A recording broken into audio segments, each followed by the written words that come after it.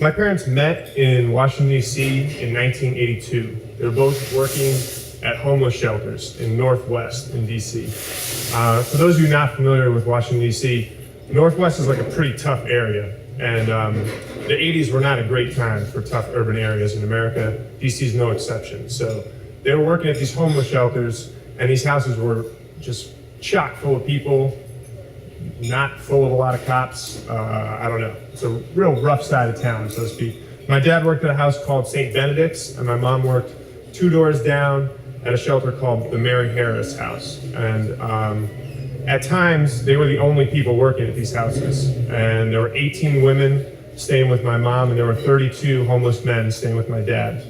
And both of these houses are Catholic worker houses. I should make a little clarification here for people who don't know the Catholic worker. It's very non-institutional. These are literally like houses that have 32 people in them or 18 people in them just staying so they won't be homeless. So one night, a guest comes to the house named Pat Robinson. And Pat came to Mary Harris' house. And a lot of these guests, people oftentimes when they think about homeless people have some stereotypical ideas. Pat was actually a graduate of Harvard University. She was 28 years old, and she'd come to the house. She was very articulate, very nice, and she needed a place to stay. So she starts staying at Mary Harris' house. Everything seems copacetic. But then one night, my mom is asleep on the couch because there's 18 people in the house, so every bed is full.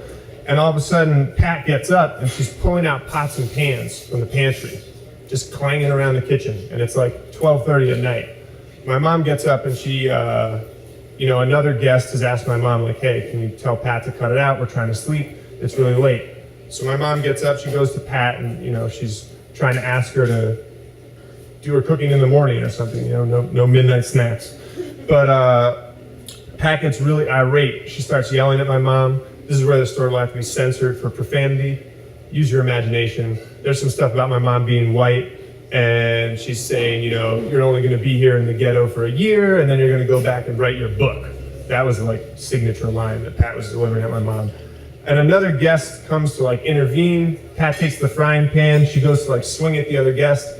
My mom steps in the way. She gets clocked in the head. So my mom is cocked upside the head by Pat Robinson, who's now full force raging at 1, 2 in the morning. The argument continues and escalates all night long until eventually my dad comes to the house at about 6 in the morning. And just as my dad comes from down the street at St. Benedict House, Pat is storming out the door. And she's leaving, and my mom is not long behind her, and she's all bruised and pretty beat up. My parents, I think, were just dating at this time. So my dad's a little concerned, and yeah, to say the least, he's a little concerned, and my mom is in rough shape. And my dad says, well, there's this retreat happening tonight at Holy Cross Abbey. Why don't we get out of town for a night? And this just shows you how low-key these shelters are, that they basically both just ditched. And there was no one running the homeless shelter. It was just kind of whatever, open house.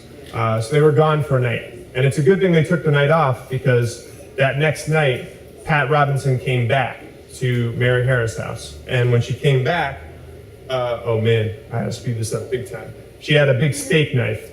She slashed up the whole house, cut through the TV, through the curtains, and was just yelling and yelling, where's that, my mom, etc. So again, my mom's freaked out. I'm gonna speed up the story here because I'm already over 4 minutes. My parents come back. They have a couple extra people stay at the house, but Pat doesn't show up again. A couple days later, they get a call from a hospital. The hospital says, Pat Robinson was a patient here. She's severely schizophrenic. She's prone to violent outbursts when she's not on her meds. They're like, oh, wow, thanks. It's 3 days too late. 2 days later, they get another call, same hospital, really lax. Pat Robinson was a patient here. She just escaped on a day pass. So she had gone out of the hospital and she's on the lam. So again, my mom is kind of worried. 2 years later, my parents get married, 1984. Pat Robinson does not show up in the intermediate 2 years. And they decide to move to Worcester. Tom Lewis lived up here. They both liked Worcester very much.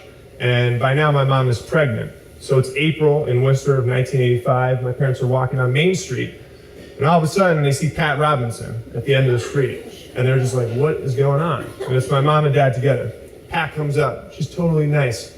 how you guys doing? My dad's like, oh, we're doing okay, we gotta go. And then she's like, where are you guys living? And my dad's like, oh, we live around, kind of just like sidling out of the conversation.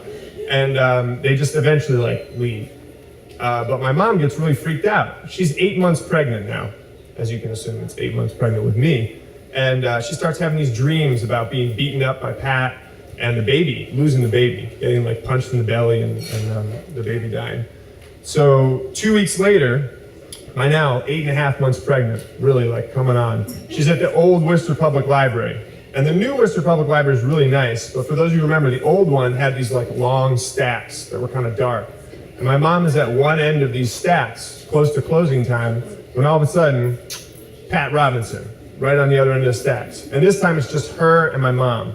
And my mom has the, fight or flight instinct, I guess, so she gets a little freaked out. She sees Pat at the other end. But Pat just like makes a beeline straight for her. And they start talking. And this time, they end up having a longer conversation. And in the course of the conversation, Pat sort of apologizes for smashing my mom's face with a frying pan. My mom sort of makes a concession that, you were right on some level. My poverty is always going to be voluntary. My mom comes from like a pretty rich family in the South. And then they get to talking about the pregnancy. And Pat is asking my mom, how's the pregnancy? My mom says, it's pretty good, but my feet hurt all the time.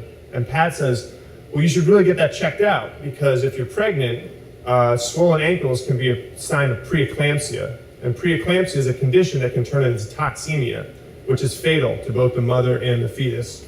And my mom's like, okay, thanks, whatever, let's wrap this up. I don't want to get punched in the face again. It gets wrapped up. My mom goes home, she tells my dad.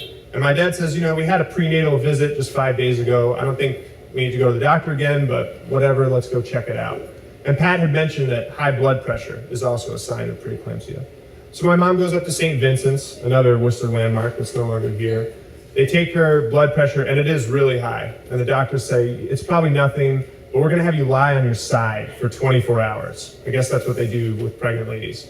She lies on her side for 24 hours. The blood pressure is still through the roof. And by now the doctors are like, man, this is probably preeclampsia. So they give my mom some medicine, I think it's called Pitocin, something like that, to induce labor. And then she gets rushed in the OR. 16 hours later, I came to Worcester, courtesy of Pat Robinson and her apt medical diagnosis. So in a strange way, this lady who almost killed my mom in Washington, D.C. ended up saving both of our lives, because the attending physician, Dr. Farrisee, and I got these names from my dad in case you want to check my facts, Dr. Farrisee at St. Vincent's Hospital, did say, and I quote, if she had not told you this, both of you guys would have died, my mom and me. And as a testament to my parents, they're still running the Catholic Order on Mason Street today, so Pat was wrong about my mom spending 1 year in the ghetto and then getting out. And I'm here telling you guys the story. So,